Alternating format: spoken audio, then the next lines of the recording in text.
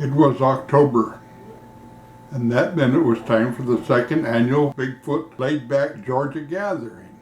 For this event, people had traveled from Washington, the state, not the city, from Oklahoma, from Florida, and from the upper Midwest, and just down the road to meet here. There were even people here from other parts of the world to spend a few days in like-minded company, learning what they could from people of long experience with the Sasquatch people. In all, there were 22 people gathered. Having flown in from the Pacific Northwest for this event, I was made most welcome by dear friends, most of whom I knew from previous gatherings of one kind or another, and a few who I was yet to bond with. I was most grateful for the arrangements that had been made for me, so that I had no need to bring my own tent and camp gear, though I did purchase the camp chair that I prefer and left it there with our host so that it magically reappeared from year to year as I returned. A tent was provided for me, and when I arrived, I found there was no need for me to even pitch my own tent. It had all been done for me. I had heard all my life about Southern hospitality, but this was above and beyond for certain. My first night in camp was a wonder. The sun had no more than abandoned the sky, and the webs of darkness held sway, when, laying in my bunk and listening to the night, I heard the unmistakable calls of the Sasquatch people communicating with one another across the river. I loved their song of the night, and laid quietly hoping it would continue.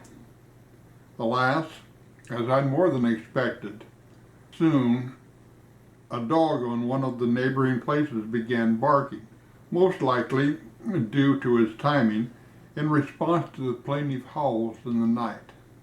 I feared this would be all I would hear this night, but after a short time, this canine virtuoso decided he'd done his duty in protecting his home grounds and quieted his complaints. There was little wind this evening, and what did materialize was soft, like a lover's kiss, gentle and unsure at first, but becoming more urgent and demanding with time, only to recede to the most minimal of distractions. As the night progressed, even this abated, leaving nothing to interfere with the symphony of the night. Again those calls came, distant to be sure, but so clear on the now still night. There were the ubiquitous frogs adding their ribbits in a sublime counter-tempo to the midnight overture. It was far past the bewitching hour as I realized I had been laying and listening to this song of the South for more than 3 hours at this point. I knew the gas cylinder for my lamp had to be running low, and it would soon be time to close my Kindle, turn the light off, and go to sleep. But I was hearing footfalls, bipedal footsteps in the packed dirt outside my tent, and I didn't want to give it up. Thump, thump, thump, they went from the campfire back towards Gail's tent. Then, thump, thump, thump, back. Back they came again towards my tent. For more than 10 minutes they continued from one side of the camp to the other and back again, finally to come to a halt in the vicinity of my tent. Quietly, I laid my Kindle on my chest and peered from my position flat on my back in my cot, over the top of my head, and out the window of my tent, only to see a large hairy face peering back in at me. Instantly, I could see the dawning on his countenance that he had been caught peeking. With a slight, almost imperceptible yelp, he leapt backwards, ducked down, and was gone. For some moments I laid there giggling at what had transpired. He was obviously very distraught at having been found out while performing his night antics in camp. On this occasion, the 22 of us were gathered to celebrate our familyhood, to meet face to face, many for the first time. Those we had heretofore known only as part of one group or another in Facebook, and finally to share our love of and research into the enigma of Sasquatch. We had chosen the spot where we had gathered as a result of sending our brother Keith Bearden out on scouting missions with the express purpose to find the perfect place for us to gather.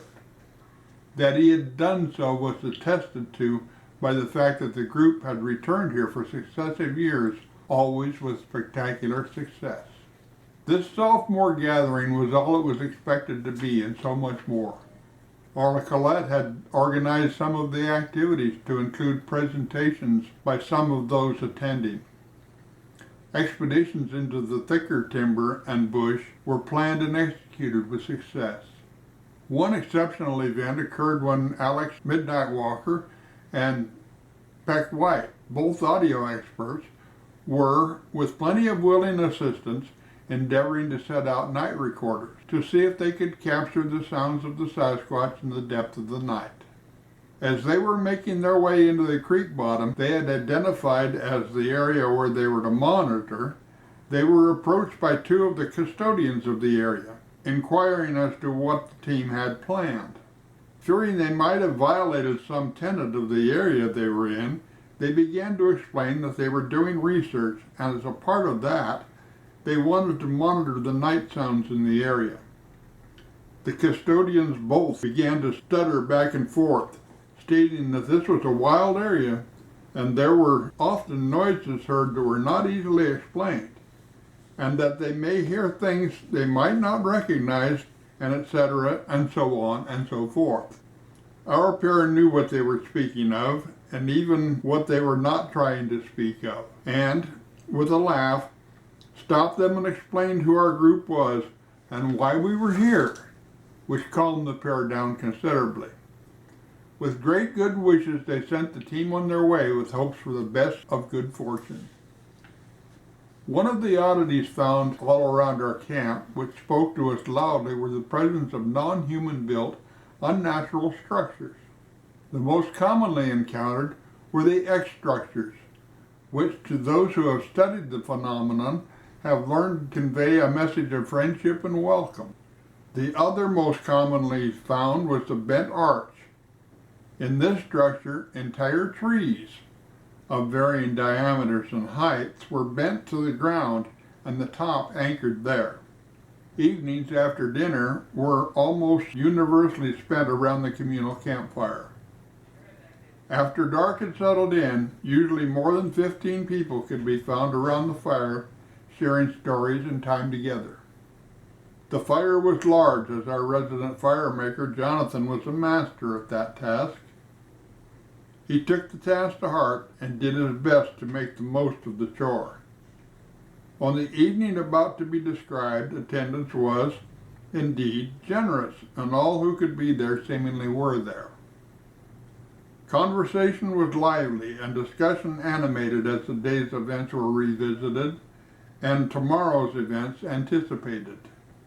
The photograph taken by Jennifer Cotney was just before the majority of the crowd arrived, although if one looks closely just behind me and just behind Gail seated to my right, one can see the shine from the eyes of two of our guests. Annette, grandmother of the young girl playing in the fire, moved up beside Jennifer, who had the camera and taking this photograph, and the two women, neither of whom had ever had a face-to-face encounter with the Sasquatch, began to chat from that position. Within a very few minutes, the crowd had gathered around the fire. To my right, and the right of Gail, to the south side of the fire, were Arla and the Hensons. Keith was next to Farrell Henson. People continued to come until the entire ring was filled. From my position on the west side of the fireplace, I was looking directly across to the east, and Jennifer and Annette, when suddenly Annette looked stricken. Her mouth opened and closed like a fish gulping water, and her eyes opened widely. At once her lips began to quiver like she was about to cry, and she grabbed piteously at Jennifer's arm with one hand, while the other tried to rise to point to the west behind me. In a weak, almost non-existent voice she uttered, Look there!" Instantly, Without thought or plan, I dropped my head directly back so as to look behind me.